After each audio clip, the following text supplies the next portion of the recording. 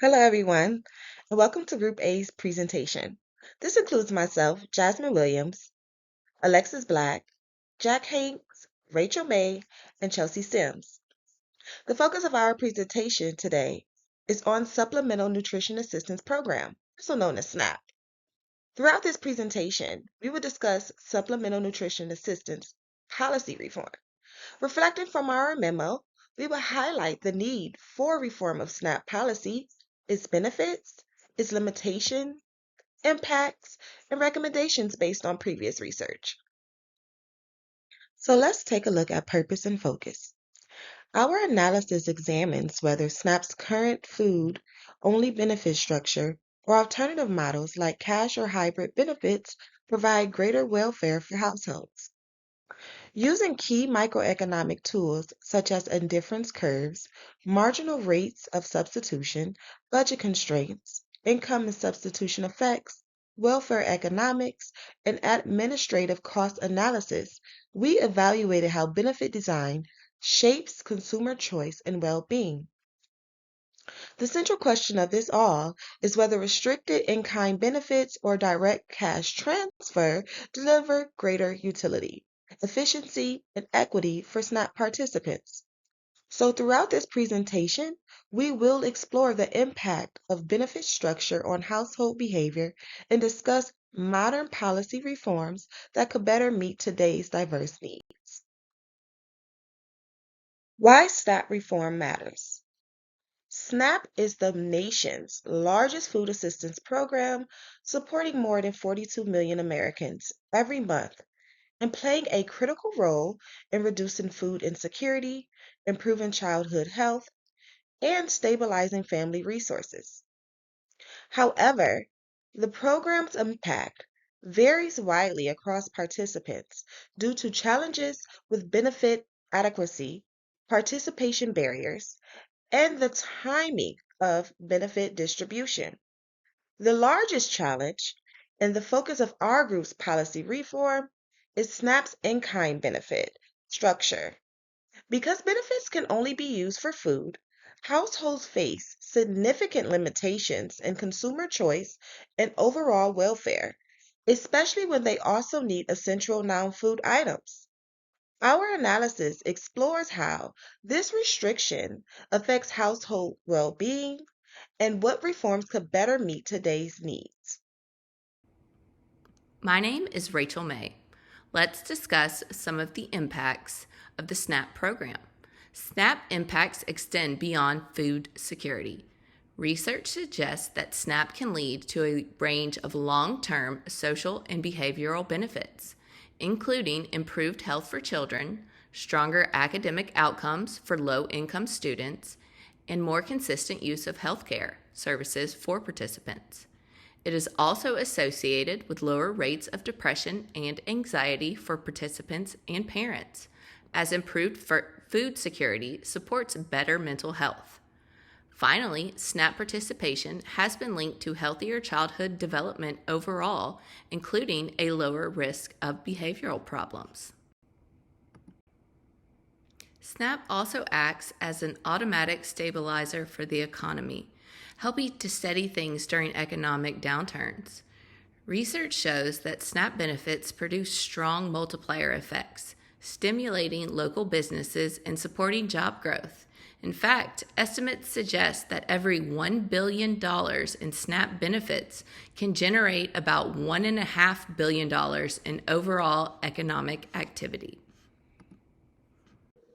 Hello everyone, my name is Jack Hanks, and I'm going to be discussing SNAP's effectiveness and the limitations of this program. So what research shows about SNAP, it improves dietary outcomes, the academic performance of children, local economic activity, and household food security. And it also improves overall the health outcomes of participants. However, the research also shows that the food-only restrictions of the SNAP program, they can reduce consumer welfare, and the authoritarian design of the program doesn't match the diverse needs of its program recipients. These restrictions that the program has, they impose welfare losses and administrative inefficiencies. There are also equity concerns that arise for households whose needs extend beyond just food support. And finally, SNAP does work best for families who already have access to non food essentials. The issue for SNAP's current design is that it may not be equitable for households with broader essential needs. And on the left, we just have a graph that shows that over 90% of SNAP, or nearly 90% of SNAP recipients, are in households with children, older adults, or disabled adults, which goes to show that many of these people who are SNAP recipients, they have complex medical needs, and these complex medical needs tend to carry more bills, be more expensive, and so these SNAP recipients, they can't spend the money that they receive on benefits. They can't receive that, or they can't spend that on these complex medical needs, which shows a limitation of the program. So now I'll be discussing direct cash assistance, the benefits and limitations of it as compared to SNAP. So, as opposed to limiting the buying power of individuals in need, direct cash assistance it allows for greater flexibility in spending.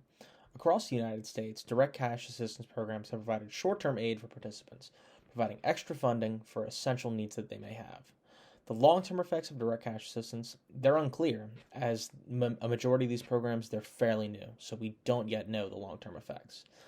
Now, to discuss some benefits that we've already been able to see, it allows greater spending flexibility for families. It also reduces the economic burden of other household needs as they're able to spend money on whatever they so please around the household.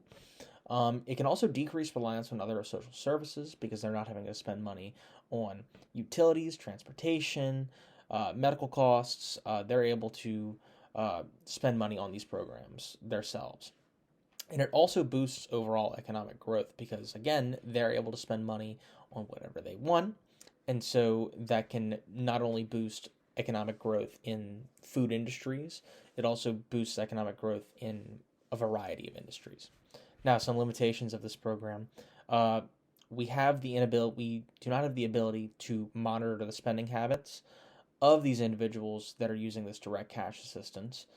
So that could lead to them spending money on non-essential needs.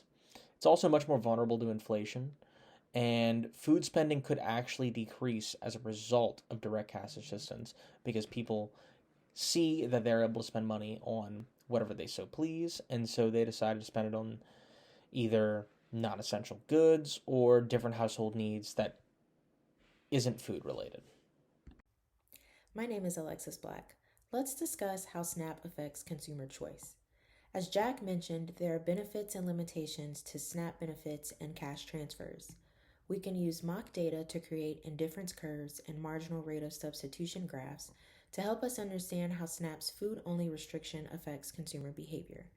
Note that in these figures, 1 unit represents $1 of purchasing power. Figure 1, as shown on this slide, shows how households make trade-offs between food and other needs under SNAP, also known as indifference curves. The orange curve represents the SNAP budget line, which means that the household receiving the benefit must spend at least the value of the SNAP benefit on food. For households who naturally spend the amount of the benefit on food, or inframarginal households, SNAP doesn't restrict their purchasing power and thus has the same effect as cash. These households are represented by the green curve. The blue curve, however, represents extra marginal households who would prefer to spend less money on food. These families are forced to consume food at the kink in the budget curve, which is not their preferred combination of goods. This limitation reduces their overall well-being. Figure 2 illustrates how willing households are to trade food for other goods, also known as the marginal rate of substitution. For inframarginal households, the smooth slope of the green line tells us that their preferences align with the program and the program doesn't restrict their spending.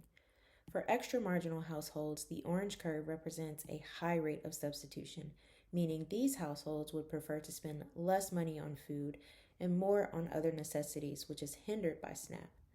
These figures reinforce the idea that SNAP improves purchasing power, but it can also prevent other households from choosing the best combination of goods to meet their needs. This is important to consider when examining how SNAP improves household well-being, which is why we recommend modernizing SNAP to better serve the needs of consumers today. Upon completing our research for our memorandum, we found a few changes that we believe would allow the SNAP program to be more modernized and more realistic for how families need to spend their money under the program. Our first recommendation is going to be to adopt a hybrid SNAP cash model and expand the allowable purchases under the program. So, what this means is families would have more flexibility, they would have more choice in utility, and they would be able to meet their non food essential needs in the household. If we allocated 20 to 30% of their allowable spending in cash, that would allow them to buy hygiene products, diapers, cleaning supplies, and other basics that SNAP does not currently allow.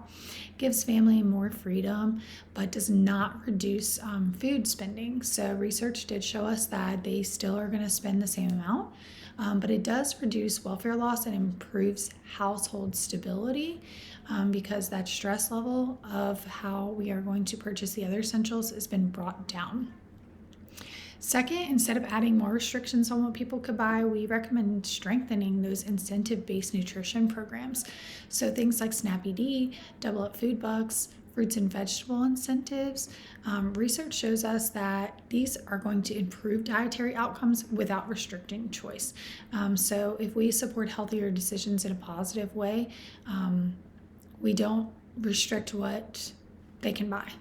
Our third recommendation is going to be to reduce the administrative burdens for the SNAP program. With any government program that's been around for decades, you can find that the administrative process is a little bit outdated. So what we aim to do is to simplify eligibility, remove old asset limits, expand online recertification, and improve how data is shared across programs.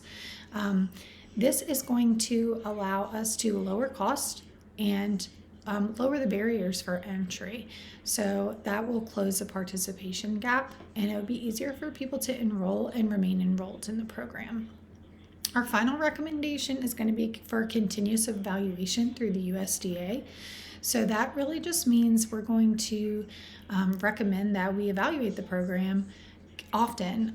We're going to look at things like consumer choice, welfare outcomes, administrative costs, and regional economic impact studies. This allows us to make sure that the program is evolving with how times are changing, whether that be rising costs, the labor market changes, and just what households need and value is going to be different across decades. So we want to make sure that the program evolves with the world.